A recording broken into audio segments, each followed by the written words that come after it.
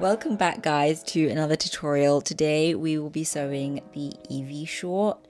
I've made two so far, one in black and one in white. It's a pair of booty shorts, perfect for the summer. Bet you could even use it for swimwear. I know the swimwear shorts are really in trend right now. I've been seeing it all over my Pinterest. I will say the shorts are pretty short, but the pattern itself is 1 centimeter longer than the shorts that I personally sewed. There is a section in the tutorial at the end where it instructs you to just try it on and make sure that the length that you end up with is the one that you want. If you have a bigger booty, unlike me, you will probably want to keep it longer. Experiment with that is what I would say, rather than just blindly follow whatever the length that the pattern is. Other than that though, the rest of the pattern is pretty straightforward. I have no more useful information to say. Let's move on to the tutorial. What you'll need, first of course, you will need to have the pattern printed out onto your chosen paper size, as well as some tape. You also need your chosen fabric. I used a woven stretch polyviscose fabric that has about 10% stretch. My fabric is also stretchier in one direction than the other, so I just orientated my fabric so that the stretchier direction was going horizontally. I would advise using fabric between 10 and 30% stretch. Next, you'll need a zip. This is optional if you are using a stretchier fabric than me, as you should be able to just pull the shorts on. Next, you will need some fusible stretch interfacing or bias tape if you are using a fabric similar to mine. Do not use any interfacing if you are opting out of the zip, as it will restrict the amount of stretch. I used it so that over time the waistband doesn't get looser. Optionally, I also used a bias binding maker to make my belt loops. The rest of the materials are scissors, fabric weights, pins, snips, and a fabric marker, which are pretty standard for most sewing projects. If your pattern has been printed on multiple sheets like mine,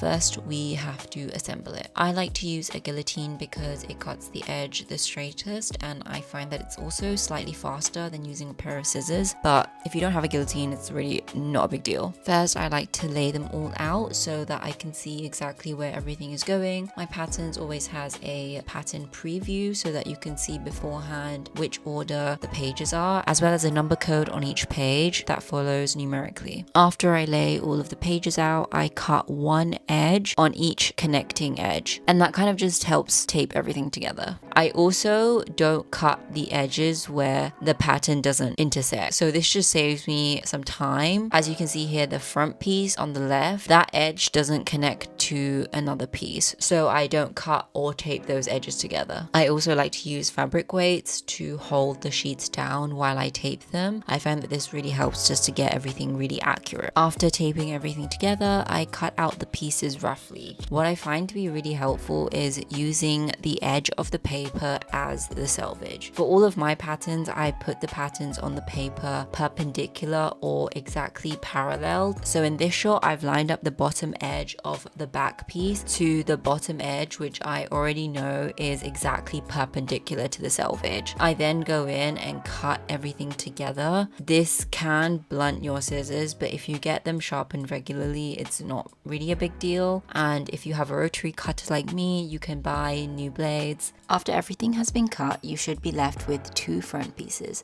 2 back pieces, and 2 waistband pieces. Then keep all your pieces to one side. The first thing we are going to construct are the belt loops. Cut a strip of fabric 4 centimeters wide and at least 37.5 centimeters long. Fold sides in 1 centimeter on the left and the right, and then in half like a bias binding. Here, the 18mm bias binding maker was used to create the first fold, and then manually folded in half again. Then you sew down the open edge, and then I personally decided to sew down the other edge as well, just as a design feature. Then you want to cut this long strip into 5 separate 7.5 centimeter strips for each belt loop. Next comes assembling the actual shorts. First, you want to overlock the side seams and the inner leg seams on both the front and the back pieces.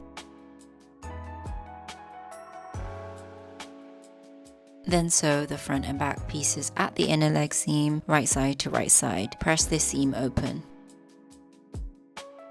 After stitching, your pieces should look like this. They should both be a reflection of each other. Overlock the crotch seams and then sew from the center front to the center back. Press this seam open as well. When I was filming this, I used steam on the tailor's board and it left the front of the shorts with this like really ugly yellowish brown stain right in the middle of the crotch. So if you see that at any point in this tutorial, just ignore that. I did wash it out for the final images, so it's not on there, but FYI. Then sew the left side seam completely and then sew the right side seam from the notch downwards. If you don't want to include a zip, sew both side seams completely closed. Then you want to press these seams open. Even in the unstitched section, you just want to give it a 1 centimeter press. Sew the belt loops to the notches along the top of the short, as well as one at the center back seam. Face the belt loops downwards into the shorts. Pin and sew the waistband piece that is meant to sit on the outside to the top of the short, starting from the open side seam all the way around.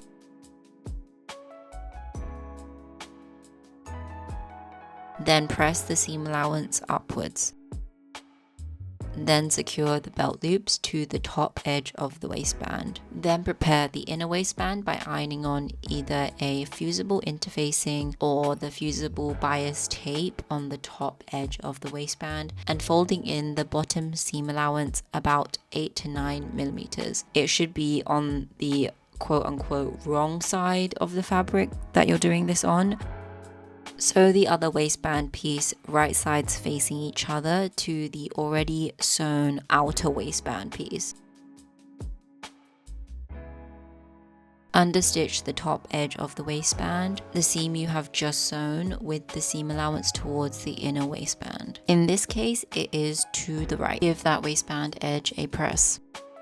I like to do this step before I sew on any concealed zipper, and that is just to unzip the zip and lightly uncurl the teeth and press. Mark notches on the zip to match the waistband seam and side notch on the front / back of the short. I used the paper pattern to make sure that the measurements were exactly the same. If your zip is too long like mine, I just shortened it to about 2 centimeters below the side seam notch. I cut out the zipper teeth and created this little triangle fold to sew over and create a new stopper for the zip. Then line the top of the zipper with the seam joining the inner and outer waistband.